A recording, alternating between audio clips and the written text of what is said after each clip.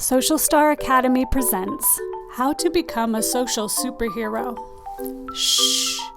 The Secret Manual for Social Skill Success by Jennifer Cullen. Use your exceptional eyesight powers to observe what's going on in the picture below. Now that you've done your detective work, it's time to pause the video. I want you to turn to a table partner or raise your hand and talk to your teacher and give as many details as you can about what you see going on in this picture. What's happening? Explain everything you see. Give lots and lots of detail. Wow, awesome observation skills. You guys came up with some really good answers. Way to go. I like how you told your teacher or your classroom partner about what you noticed in the picture. Now I'm going to explain what I noticed, and while I'm talking, I want you to think about your answers and my answers and see if we came up with some of the same ideas. So the first thing that I noticed was I saw 3 boys playing with a ball. The boys playing with the ball together are smiling and they seem to be enjoying each other's company and having a good time. I see another boy sitting alone with his head down, and when I looked really close at the boy sitting by himself, when I looked at his face, his eyes, it looks like he's crying. Okay, I want you to put on your detective glasses again, and we're gonna observe this picture. And this time I want you to answer this question. How do you think these boys are feeling, and why do you think that? All right, go ahead and tell your classroom partner or raise your hand and tell your teacher your answers. Amazing job! Way to go observing.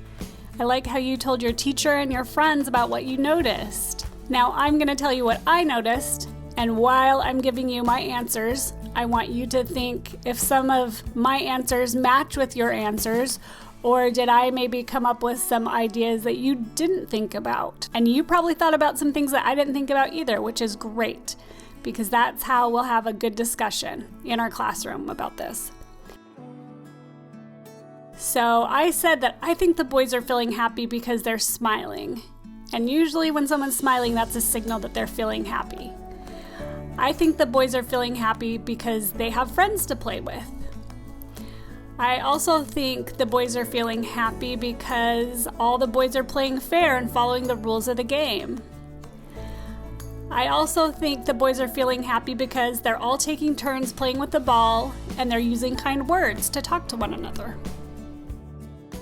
Alrighty, it's time to put on those detective glasses again. I want you to look at this picture really closely and answer this question. How do you think this boy is feeling, and why do you think that? All right, go ahead and tell your partner in your classroom your answer, or raise your hand and tell your teacher what you're thinking. Amazing! You come up with the best answers! So impressive! All right, now I'm going to tell you what I observed and why I think that way. And so put on your listening ears to my answers. Let's see if my answers match some of your answers. And if not, that's okay. So I said, I think this boy feels sad because he has his head down and he's crying. I also think this boy feels sad because maybe he asked those other boys if he could join in their ball game and they told him to go away and he couldn't play with them, and that hurt his feelings. I also think this boy might feel lonely because maybe he's new to the school and he hasn't made any friends yet. So maybe he walked by those boys playing ball and he was hoping they would invite him to play, and they didn't. And so that's another reason that maybe he feels sad as well. All right, so we're going to look at this picture one more time, but we're going to answer a different question now. What might help the boy sitting by himself feel better? All right, I want you to turn to your classroom partner or raise your hand and tell your teacher your ideas. Fantastic! Wow, you came up with some really cool ideas. about what he could do to feel better. Now I'm going to answer the question. And again, while I'm answering, listen to my answers and see if what I came up with matched with what you came up with, or if I came up with some different answers than you did, and then we can have a good discussion about it. So I said that he could look in his backpack and find something to do, like draw a picture, make paper airplanes, or read a book. He could also look around the playground for another child or group of children and ask them if he can join their game or activity. He could walk or run laps around the field, and most school playgrounds that I've been to have a bin filled with basketballs, soccer balls, jump ropes, and other fun activities. So he could walk around the playground and find that bin and then choose one of those activities and either learn a new activity or improve on a current skill that he already has. Okay, now we're going to practice what's called empathy, and that means that you're going to practice putting yourself in someone else's shoes, in someone else's situation. So if you were on the playground and you saw 3 boys playing with a ball, and then you saw another boy sitting on the ground with his head down, and he looked very sad and he looked like he was crying, what would you do in this situation?